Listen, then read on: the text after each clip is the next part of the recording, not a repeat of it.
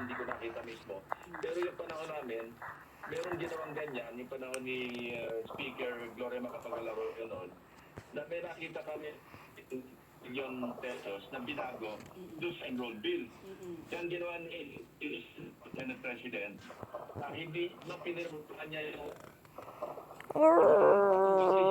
Senado na nagkakaroon ng reenactment budget dahil sa Senado. So, nung pinirmahan niya, nagyan niya ng qualification na ang pinipirmahan ko lamang yung niratify namin sa floor. Hindi kasama yung 75 billion na yan.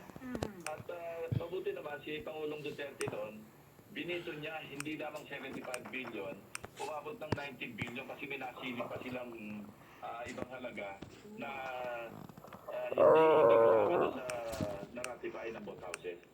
So, yun ang nangyayari yun ang naging kalakaran. Parang hindi na maayos yung pagpapatupad ng ating General Appropriations Act. Oo nga. Pagkatapos ng masusing budget deliberations, diba? Yan din ang nangyari dito sa BICAM na po itong provision dito sa pag-solid sa National Treasury. Itong, naku, maingay ito, yung almost 90 billion na kinuha po na from PhilHealth. Dahil dito sa BICAM din nangyari yung special provision na yun, hindi po ba, Senator Ping? Na yung reserve funds sa mga GOCCs ibalik sa National Treasury. Yes, correct. Kasi ang definition ng unprogrammed fund, ano yan standby appropriations yan Hindi yan kasama sa regular budget. Ano yan, under the special purpose fund yan, yung unprogrammed. Naka-standby lang yan na kung meron mga kailangan ng mga ahensya, ng additional na pondo, halimbawa medyo